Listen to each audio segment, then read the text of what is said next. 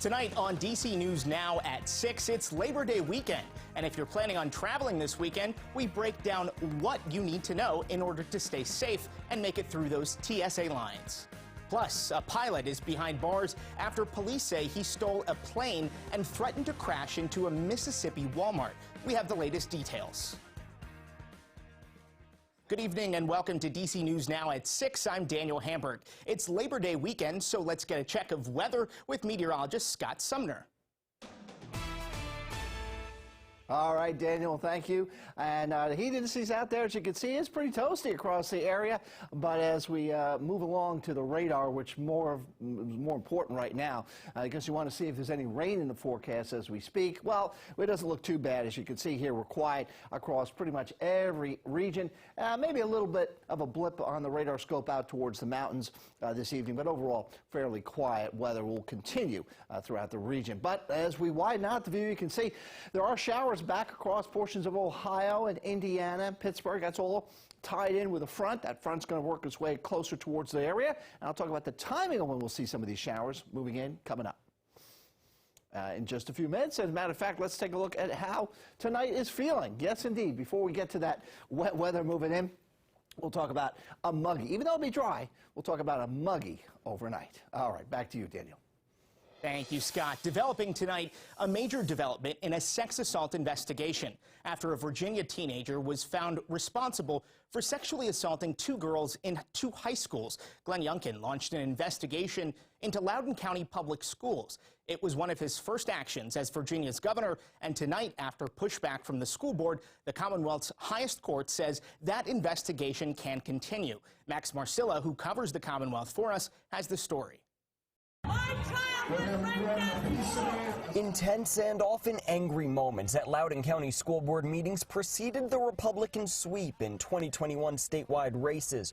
Often the candidates focused on education, and today they proclaimed victory on one of their first actions. The Loudoun County School Board has tried to block it, but I will always, always fight for truth, and I will fight for accountability. This is the four-page ruling from the Virginia Supreme Court that stops the school board's efforts to halt the grand jury investigation. The school board argued state code that gives the board authority over the school division means a grand jury should not be allowed. But the court wrote, the school board has offered no convincing argument for why the grand jury investigation infringes this provision, saying the constitutional power to administer a school district does not bring with it immunity from investigation for violations of the criminal law. Executive Order number 4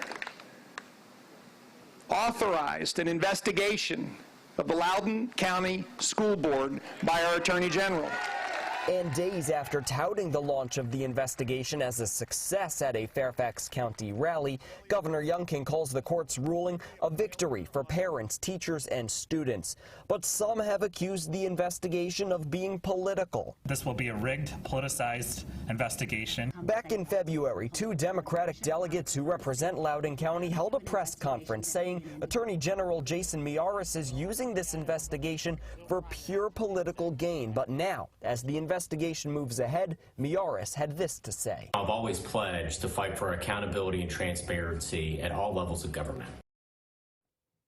It's been a rough couple of weeks inside of metro stations. There have been stabbings, sexual assaults, and as recently as this week, a shooting inside of the busy L'Enfant Plaza station. Metro's new general manager tweeted this week praising the quick arrest of the man accused of pulling the trigger. Randy Clark says that this type of criminal behavior on Metro will not be tolerated, adding that the transit agency is continuing to enhance their security. DC News Now spoke to a woman who's relied on Metro for over a decade. Here's her take. I think that question, are they doing enough? I think they're doing a lot. Could they do more? I don't know how you prepare for a one-off incident, but I do think it would be helpful to have police riding on the metro themselves, not just being on the platform, because you have bad behavior happening as the train is moving. I think having presence, police presence in the stations would be helpful. Amid months of mass flight cancellations and delays, the number of Americans traveling this Labor Day weekend is expected to rebound to pre-pandemic levels. DC News Now's transportation reporter Joseph Olmo breaks down some helpful tips if you plan on taking to the skies. Traveling this weekend? You're not alone. Travel site Hopper says you'll be joined by nearly 13 million other Americans. That's right. Between Thursday, September 1st and Monday, September 5th, 12.6 million Americans will board a plane. We're already seeing it. On Thursday, the TSA screened 2.3 million people. That's a couple 100,000 more than what they did in 2019. And yes, it is one of the most stressful parts of being at an airport. But there are a few real things, not the fluff tips, but real things you can do to make it just a little bit easier on yourself. First thing you got to remember, it's not just the sheer volume of passengers that causes security lines to be packed and to move slower. If TSA spots something suspicious in your carry-on, they have to do a bag check. That means an officer needs to pull time away from the normal flow of traffic and spend more time on your bag. So, know what is in your bag, and an easy way to do that is by downloading the My TSA app. It is free. You can literally type in any object you have a question about, from mouthwash to toothpaste to even firearms, and it will tell you whether or not it's allowed. Spoiler alert, you're not allowed to bring a gun through the TSA. The TSA app will also tell you what the current security wait times are at your airport, and also for your next trip, enroll in TSA PreCheck. Now, you're not going to have enough time to get everything set up for this weekend. It's $85. It puts you in a separate security line, and you don't have to take off your belt or your shoes. And hey, remember my cardinal rule for travel: do not, under any circumstance, take your frustrations out on the airline or airport employees. Flying is already stressful, and they are only there to help you. Reporting here in the studio, I'm Joseph Olmo, DC News Now. Well, drivers nationwide can expect a heavier police presence this Labor Day weekend. Police are taking part in a Labor Day safe driving campaign. Drive sober or get pulled over. The campaign aims to reduce drunk driving on major highways. If you see an impaired driver, report it to your local law enforcement. A Maryland man is facing 18 charges, including 8 counts of second-degree assault for shooting fireworks at a crowd of people from his vehicle. The Fairfax County Police were called to Old Frederick Road in Emmitsburg, Maryland, around 1 a.m. When they arrived, they found 43-year-old Aaron Dove of Emmitsburg in his vehicle shooting fireworks at a crowd outside a house. Dove was successfully detained with the help of Maryland State Police, where they found multiple fireworks, a pellet gun, and multiple knives inside his vehicle. The crowd said that Dove had been to the house multiple times that night, crashing into another car and hitting a partygoer with a Roman candle, and ran over his foot while driving away. Dove has been charged with second-degree assault, along with reckless endangerment, destruction of property, resisting arrest, and more. The D.C. Metropolitan Police are also looking for a suspect wanted for assault with a deadly weapon on Friday. Police arrived at the scene of the shooting on S Street Northwest shortly before 3 p.m.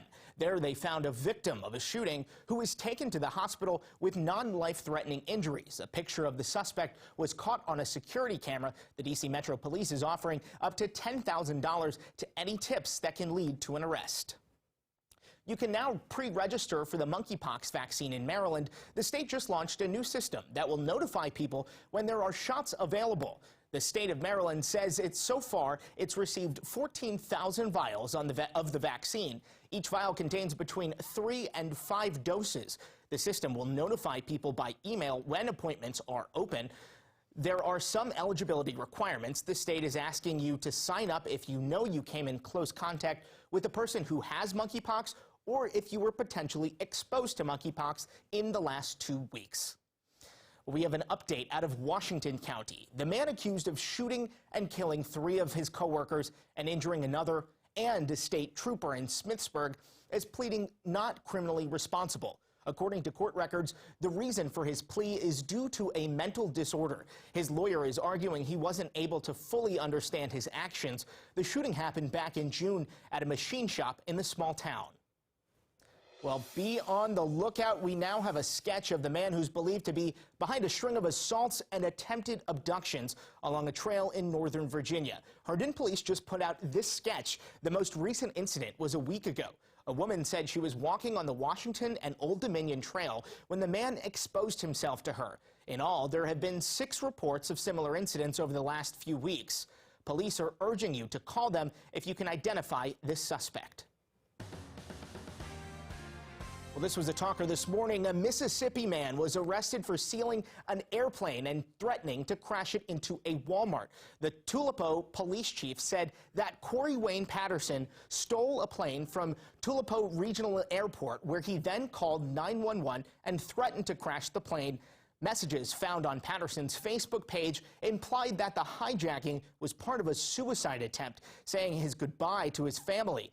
His negotiators spoke to Patterson and convinced him to land the plane, though he needed to be coached how, since he had no flying experience. The mayor, too, Tulipo, says he hopes Patterson will be able to receive the help he needs. All right, good evening, everyone. Take a look at what we have outside. It was a hot one out there, 90, in places over 90 degrees, but at Reagan National, 89. The low this morning was 71. The average should be 85 and 68, and the record high was set way back in 1953 with a high of 98, and then 50 degrees cooler as the record low, 48, set back in 1892. So, yes, we don't have to worry about any record lows over the next couple of nights, that's for sure. We got a muggy air mass on top of us this holiday weekend as we unofficially close out summer. Now, we have some clouds drifting over D.C. and the surrounding area, but we also have plenty of sunshine back here off to the west as well. As we take a little wider view, and you can see, again, we're quiet here, but off to the west in Ohio and parts of Pennsylvania, certainly Indiana, closer to the cold front, well, that's where you have the showers and possibly even a few thunderstorms mixed in there. But we'll hold off on that weather until we get to, unfortunately, looks like Labor Day.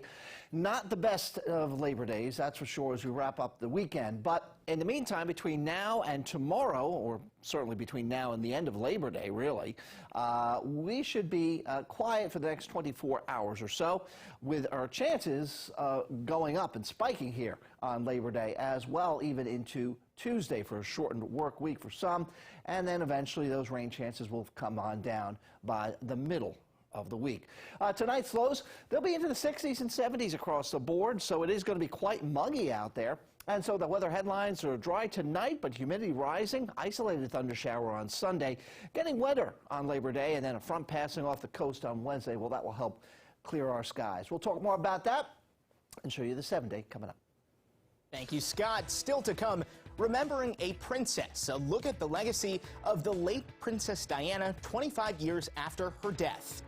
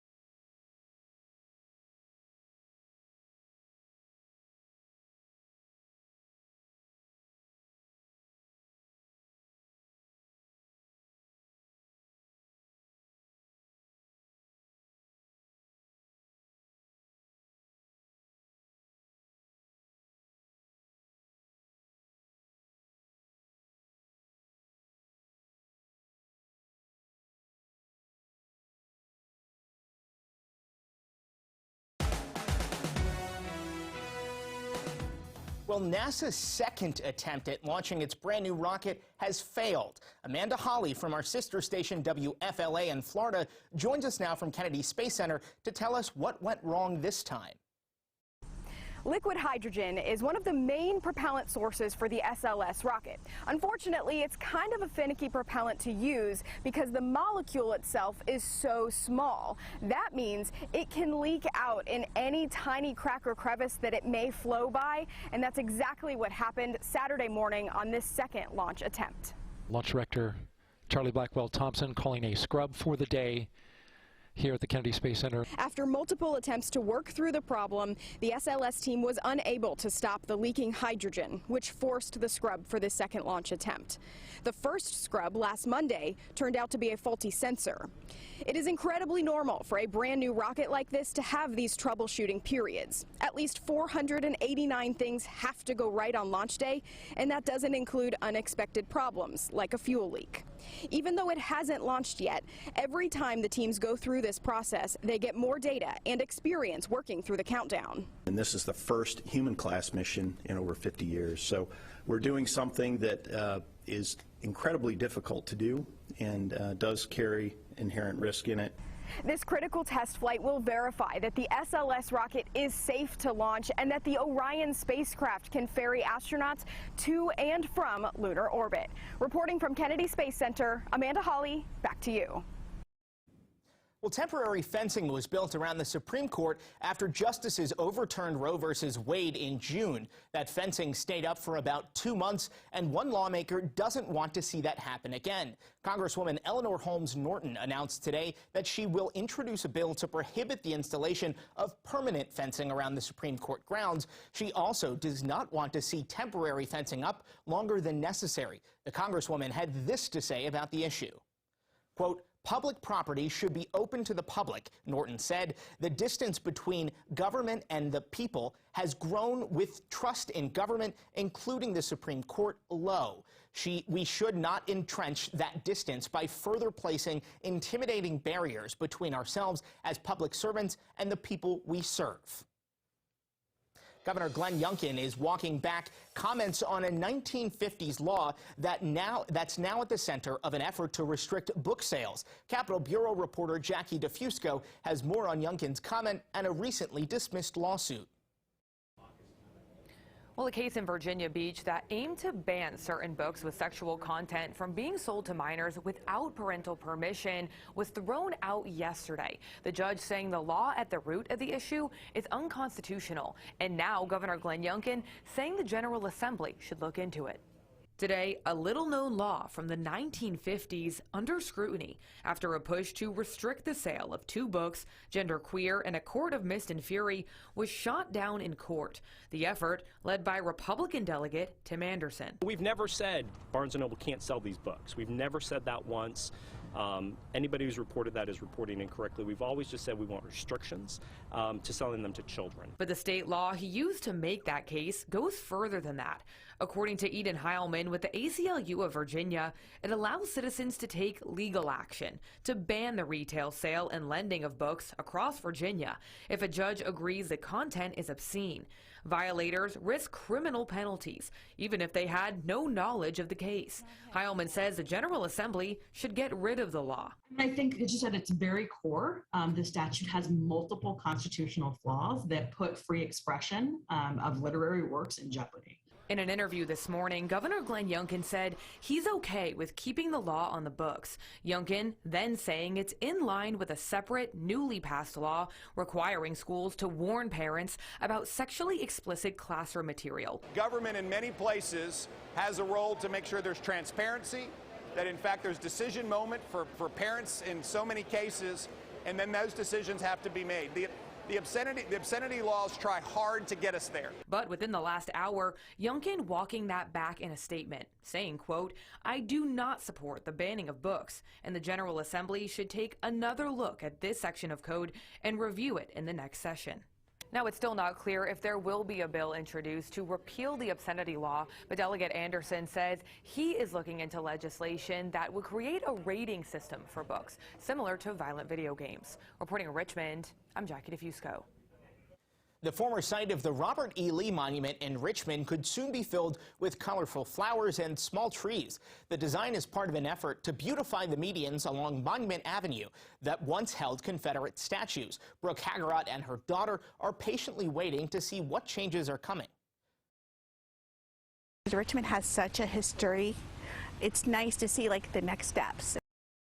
Statue was removed last September and sent off to the Black History Museum and Cultural Center in Richmond. The landscaping designs are only temporary, while the city plans for more permanent changes. Former leader of the Soviet Union, Mikhail Gorbachev, was laid to rest today after dying Tuesday at the age of 91. Thousands of Russians attended to pay their last respects to the former leader. So many attended that the event was extended an extra 2 hours before the burial. Gorbachev is remembered for his part in breaking up the Soviet Union, which some, like current Russian President Vladimir Putin, saw as a disaster.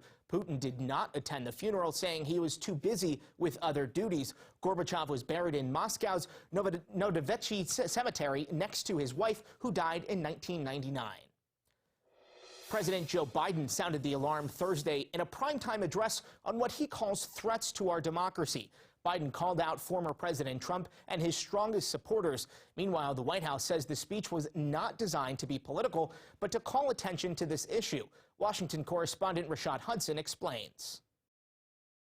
Equality and democracy are under assault. Standing in front of Philadelphia's Independence Hall, where the founders signed the Declaration of Independence and wrote the Constitution, President Biden warned Americans about what he considers a threat to the soul of the nation. Donald Trump and the MAGA Republicans represent an extremism that threatens the very foundations of our republic.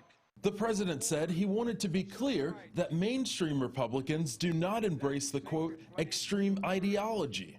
Not every Republican, not even the majority of Republicans are MAGA Republicans. Before the primetime address, House Republican leader Kevin McCarthy had this message for President Biden. Joe Biden has launched an assault on the soul of America, on its people, on its laws, on its most sacred values. That was Rashad Hudson reporting. We'll keep an eye on what his speech does to the president's approval ratings as we head towards the midterm elections in November. Right now, according to a recent poll done by Reuters and Ipsos, 38% of Americans approve of Biden's performance. That's down from 41% just last week. The economy was one of the biggest concerns for people who answered. On that note, hiring is down. That's according to the most recent federal jobs report. America's employers slowed their hiring in August in the face of rising interest rates, high inflation, and sluggish consumer spending, all of which weakened the outlook for the economy. 315,000 jobs were added last month, but that's almost 200,000 less than July. The unemployment rate also rose by 0.2% as more Americans came off the sidelines to look for jobs.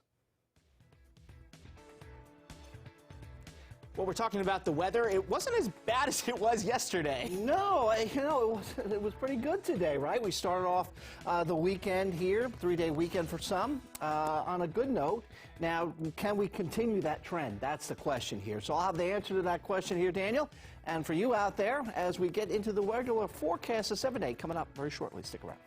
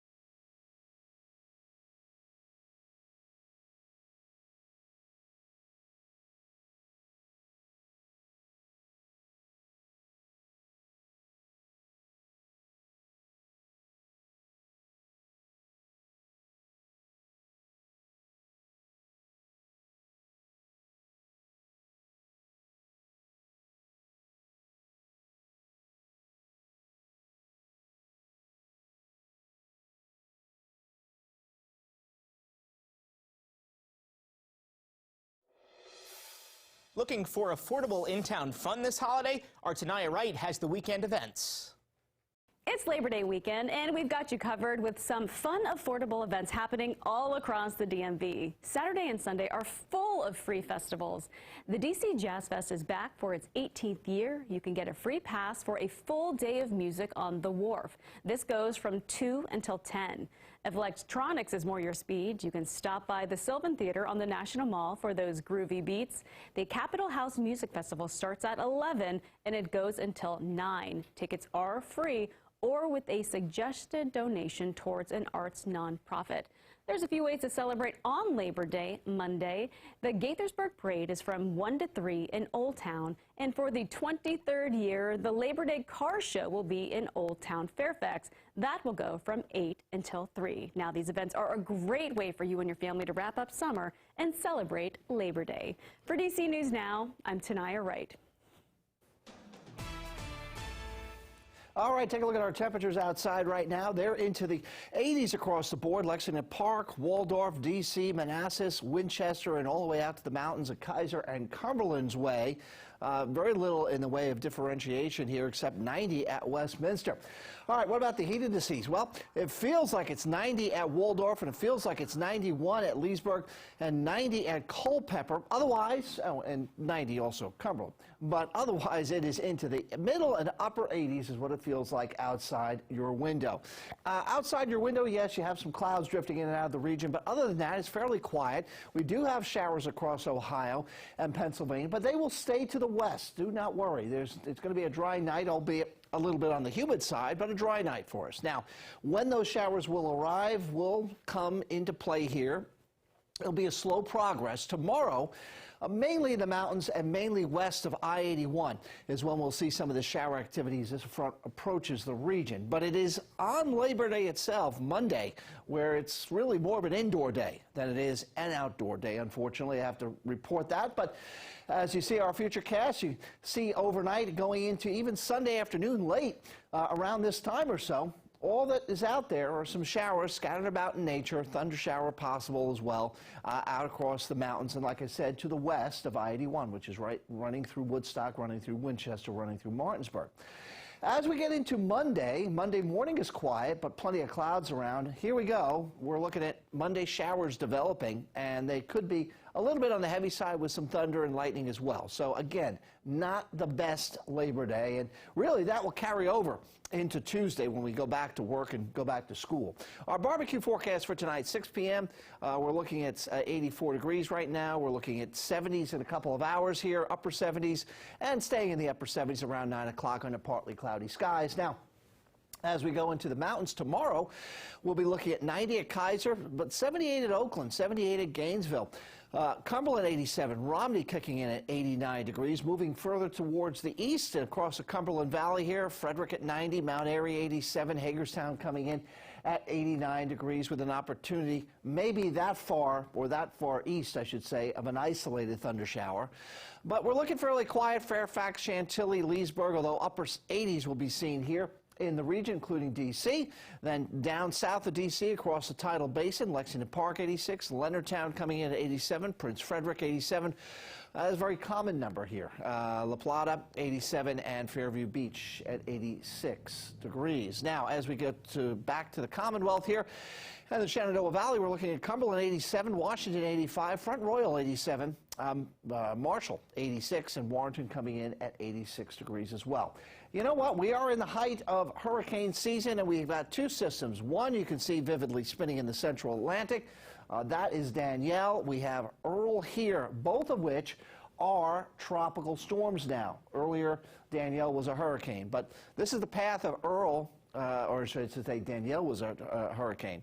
Now, this is the path or future path of potential Earl as he curls around an area of high pressure that's to its east. But as you note here, too, it's staying well away from land. You can see here's Washington, D.C. and Charlotte and the East Coast. So this is not going to, at least according to the forecast models of the National Hurricane Center, get anywhere near our shoreline as we go over the next, several days, to say the least. And Danielle pretty much is going to wind down and spin itself out in the central Atlantic, so we won't have to worry about Danielle either. But we will have to worry about a little thunder and lightning potentially in the mountains tomorrow, but then more generalized across the area on Labor Day, on Monday, and possibly even into Tuesday, and even carrying into early on Wednesday as it stands at the moment. Temperatures will drop with more cloud coverage around across the region, but by Thursday and Friday, as it seems like we've had the last couple of weeks, a little drier air mass, a little cooler as well, lower humidity, I should say, and looking better on Thursday, Friday, and even to start next weekend. Daniel. Thank you, Scott. Coming up after the break, is anything better than a good book? How about a whole convention center full of them? A look at the return of the National Book Festival in Washington, D.C. next.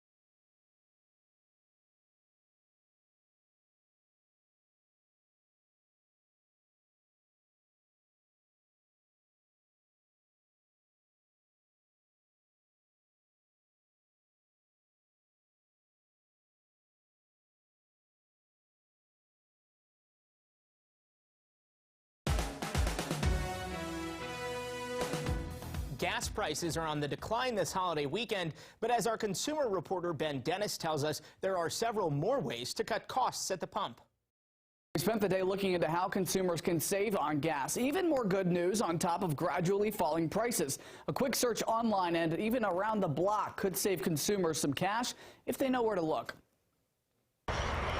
Another holiday rush on the road with ways to save at the pump. Gas is down 5 cents nationwide this week, but still more expensive than this time last year, according to AAA. Prices hovering just shy of $4 a gallon for unleaded. Take advantage of discount apps that could bring down the cost of gas, like Upside. Here at this Exxon in Northwest, offering 40 cents cash back for every gallon of gas that I'm going to put into my car.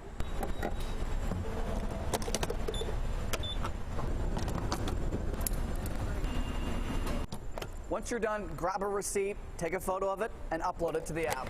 Now you've got cash back for your next purchase. If we've learned anything this year, it's to do whatever we can to try and conserve fuel or to save money on fuel. Morgan Dean at AAA points out their search tool to find the cheapest fuel and more. With TripTix, you can even plan out your trip, where you're headed, and then pick some stops along the way and say, wow, I'm going through a state that's got a cheaper average than what I'm paying here. Waze, Gas Guru, and Fuelio also have maps to see cheaper prices near you. Fuelio even tracks mileage and fuel consumption. Gas Buddy and rewards cards with gas stations like Shell and BP can also help. Like we saw with 4th of July and like we saw with Memorial Day, we could be seeing near pre-pandemic numbers out on the roadways, which would mean very busy roads. If you can leave early in the morning on Monday or later in the day on Monday and miss some of that midday traffic buildup, you might be in better shape. And if you opt to dodge the highways and back roads and use public transportation, Amtrak has discounts for children 2 to 12 years old. They can get 50% off of their tickets. Seniors can save 10%, and trips across the Commonwealth of Virginia can help passengers save 15%. Those are same-day discounts. Rather, other perks are offered for tickets bought days in advance. Ben Dennis, DC News Now, back to you. Consumer alert, nearly 200,000 Ford Expeditions and Lincoln Navigators are being recalled because fan motors can potentially fail, causing fires. Ford's recall includes model years from 2015 through 2017. There have been 25 reported fires caused by the heating and cooling fan motors. One person was hurt in one of those fires. Ford says dealers will replace the front blower motor assembly at no cost. Another recall alert tonight for Maryland imported mushrooms. Thai Fat Wholesalers of Capitol Heights has recalled 3 coins dried mushrooms. The Department of Health did testing and found traces of salmonella. The mushrooms were delivered to specialty stores in Virginia and Maryland. You can return them to the store you got them at for a full refund. And a consumer alert parents need to know about. A baby stroller is being recalled because of a serious safety hazard. The company says a child's fingertip was amputated when it got caught in one of the openings. The recall is for all Up-A-Baby all-terrain Ridge jogging strollers. They were sold at Bye Bye Baby, Nordstrom, Neiman Marcus, Pottery Barn Kids, and other children's stores from October until as recently as last month. You can call the company to get replacement brake discs for free. Bookworms, this story is for you. The National Book Festival is back, and if you missed it this year, don't worry. DC News Now Katie Reed tells us how you can enjoy the fun even after the festival is over. Reading is actually more fun because it's like, it could be like more adventures and stuff than just video games. From picture books to biographies to murder mysteries, readers of all ages were thrilled to welcome the National Book Festival back for the 22nd year. And parents like Beth Farrell and Anjali Martinez are happy their kids enjoy reading, even in a world of technology. I think it's just really important that kids have access to paper books. We do use tablets and things like on trips, but generally I think it's best if kids have a chance to just sit down with a book in a corner quietly and turn a page. I keep telling them that books open doors to anything in the whole world that you want to do. Just the ideas, places to go, everything. Sheila Hightower has attended the National Book Festival for over 10 years. As a teacher with almost 2 decades under her belt, she's excited to see so many families at the festival enjoying physical copies of books. Digital books are out there, and that's great, but for me, it's all about feeling the pages, turning the page. We have such a responsibility as teachers, as parents, as just people in the community to make sure that we embrace all differences. And the authors that are here today that are talking about history, how history impacts our future, is just what we need to hear and see. For the last 2 years, the National Book Festival has been held virtually. And while in-person book talks and presentations were missed during the pandemic, the virtual format has allowed the festival and the Library of Congress to reach more readers than ever before.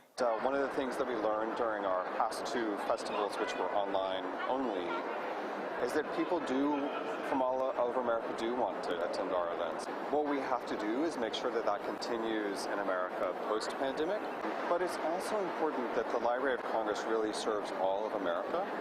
If you missed this year's book festival, don't worry, it'll be back next year. And all the events and programming will be put online by the Library of Congress. So for links to those, head to our website, dcnewsnow.com. For now, reporting in Washington, Katie Reed, DC News Now. And the festival is going on through the weekend. Some of the biggest headliners this year: Tuesdays with Maury author Mitch Albom, singer-songwriter and actor Janelle Monáe, Arthur creator Mark Brown, and Parks and Rec star Nick Offerman. It's being held at the Washington Convention Center, and like in years past, this event is free, and all events and programming will be available online. Well, we're remembering royalty this week. It's been 25 years since the tragic death of Princess Diana. People around the world are honoring her iconic legacy. Kensington Palace is hosting a memorial in her honor today. The 36-year-old icon passed away after a car crash in Paris when she was being chased by paparazzi. Throughout her life, she advocated for the oppressed. From a nursery school teacher to royalty, the Princess of Wales had a lasting impact on the world. She was known for her activism, supporting AIDS patients and advocating for landmine removal. She was the people's princess. And that's how she will stay, how she will remain. She was an exceptional and gifted human being. In good times and bad, she never lost her capacity to smile and laugh, nor to inspire others with her warmth and kindness. The princess is survived by her 2 sons, Prince William and Harry, and her 4 grandchildren. Brandy here with a look at what's coming up in sports. Well, it is the first day of college football, so we've got highlights coming up after the break.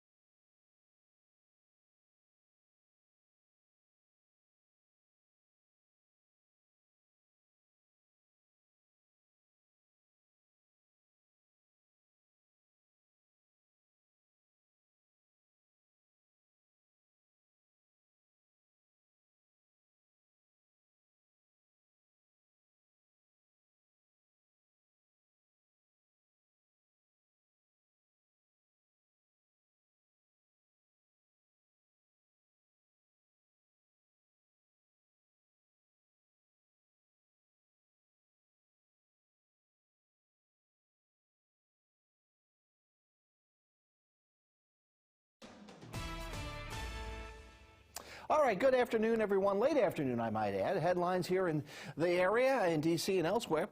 Dry, but humidity is on the rise. If you don't already know it or feel it, stepped outside, yeah, it's a little muggy out there.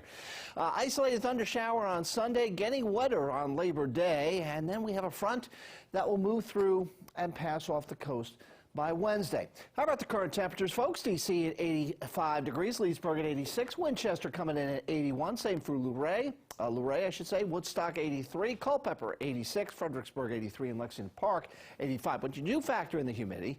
It feels like it's 90 here at Culpeper, 91 at Leesburg. All right, so moving on from the temperatures, let's take a look at the precipitation factor here. Do we have any rain moving in? Well, not in the short term, not in the immediate future. As you notice where those rain showers are, thunderstorms in Indiana, Ohio, Kentucky, and shower activity even getting up as far to the east as parts of Pennsylvania around the Pittsburgh region. However, we do not have, other than clouds, any rain in the forecast. And as you'll note here with the futurecast, so if you had some barbecues planned or outdoor activities with family and friends tonight, not a big deal. Enjoy tonight. But tomorrow, out towards the west, keep your eye to the sky. Could get a little darker out that way, especially around I-81 and points west of there. That's when you could have a few isolated chances of some showers and thunder showers. Otherwise, the majority of us will stay dry on Sunday. Monday, though, different story. Mostly cloudy to cloudy skies, pretty much cloudy skies here. And we have plenty of rain to move in. Now, a lot of this is on the more gentler side of things. I'm not forecasting any severe weather or anything like that. That's not in the forecast. However, you will see some rain totals here as you take you through Sunday. And on Sunday, you notice here the numbers are out west, really. But as we get into Monday and Monday afternoon, they start to translate and move further to the east. Now, this doesn't look like a lot of precipitation, but we could see more than that. And as a matter of fact, excessive rainfall outlook is pretty much confined out towards the mountains for tomorrow. Otherwise, it's pretty quiet. until we get to Labor Day here. This is Monday. Excessive rainfall outlook is slight across areas like Allegheny County, Garrett County, Washington County, and Maryland. Parts of the eastern panhandle of West Virginia, like Jefferson County, Morgan County, Berkeley County, and then as well as you go further east, a marginal risk, so it's a low-end, isolated chance of seeing excessive rainfall in the general area. So we'll watch it closely here in the Weather Center, but I'm not looking at widespread flooding issues here. Muggy conditions, that's how it's going to feel tonight and really through the remainder of the holiday weekend. And here we go. Here's your evening planner. 81, 7 p.m., 79, 8 o'clock, and 77 by 9 p.m. All right, here's your 7-day forecast. So we go from 88 to 80 on Monday, down to 78 and 76 Tuesday and Wednesday, with plenty of clouds around, even carrying beyond the holiday weekend. But by Thursday and Friday and even into Saturday, much improved weather here, lower humidity, lots of sunshine, and more comfortable temperatures across the board. All right, that's a look at your 7-day forecast. Break coming up. We'll have more news and sports to continue after.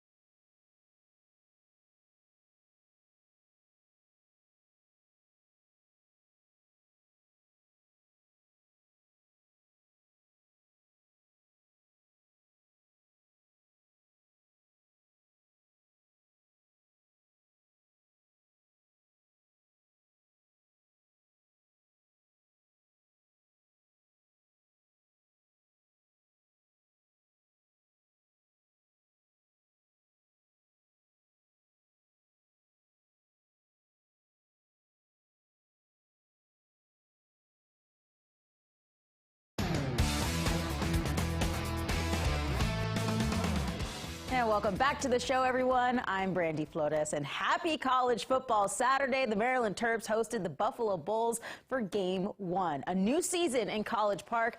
Mike Locksley and the Terps hoping to take down Buffalo. Here in the first half, they hit the ground running. Roman Hemby finds the hole, and he's off 33 yards to the house. He rushed for over 100 yards and 2 scores. Antoine Littleton got involved too. Check out this tough run. Gets all the way down near the goal line, and you know he's going to finish exactly what he started. Very next play, Littleton into the end zone of Maryland in the win column to start the year. The Terps take down Buffalo at home 31-10. Hemby and Littleton both find the end zone twice as the running game dominates. Even though they're 1-0 to start the year, Locksley says there's still work to be done. You saw some explosive plays out of the running back room. Roman Hemby had a big game for us. Would have loved to see a few more opportunities You know, when you look at us on offense, our goal is to try to get 80 plays, and I think we had 59 opportunities today. And the only way you get to that 80 is to be good on third down, and I think we were 4 of 13 today on third down. Proud of the way the guys fought through today, but we'll get in here tomorrow as a staff to, you know, get this game behind us, start preparing for Charlotte. It was also the home opener for Navy as well, looking to have a better season than last and get over 500 for the first time in 2 years. The midshipmen ready to start things off right, but it was the exact opposite. Opening drive, Ty Lavatai, the second-year starter at QB, fumbles the exchange, and the Blue Hens recover. Not an ideal start for Navy. Delaware would capitalize. First play, Nolan Henderson finds Bryce DeMalier for 6, 7-0. Blue Hens. Second half, same score. Henderson rolling out to the left, throwing across his body and connects with Chandler Harvin for a 51-yard touchdown. Blue Hens up 14-0. Navy goes right back down the other end. Ty Lavatai sneaks in for the first score. It's 14-7, and it comes down to this. Fourth down inside the 20. Lavatai rushed, throws it to the end zone, and no one is around to make the play. Navy fell to Delaware 14-7. A tough start to the game. 3 turnovers in the first half by the offense, and it cost them. Our big emphasis this whole camp was get off to a fast start, and geez, you couldn't have had a worse start. I mean, fumble on the first play of the game in the red zone. Then we're moving again, had another turnover, and all of it, the hard part about most of it is all of it was self-inflicted. Just disappointed. We didn't have the right attitude today. We weren't moving guys off the ball if we wanted to, and it didn't work out in our favor. You practice every day, but you just gotta come out and you gotta really want it. And it was bad execution on our part today. And moving over to soccer, the United States women's national team played a friendly match against Nigeria. And the action begins early in the 14th minute. Sophia Smith takes advantage as the ball bounces off the foot of a Nigerian player, and she runs it in for the goal. From then on, it was all USA, baby. Lindsey Horn gets a goal in the 25th minute, and Smith grabs another goal in the 46th. The U.S. dominating. And how about Alex Morgan? She scores the 4th goal for the women's national team today, her 119th career goal. The U.S. women's national team takes this win pretty easily, 4-0. And Scott, isn't it great that our women's team is so good? Yeah. They win again. They win again. What's new? I know. Just let it keep rolling. No losses. Let's go undefeated, shall we? Yes. So speaking of what's new, what's coming up in weather? I tell you what, it's if you're out in that soccer field just watching in the stands, you felt the humidity out there. It is muggy, and it will continue to be so here as we go into the next couple of days. I'll talk about that and have the 7-day forecast coming up.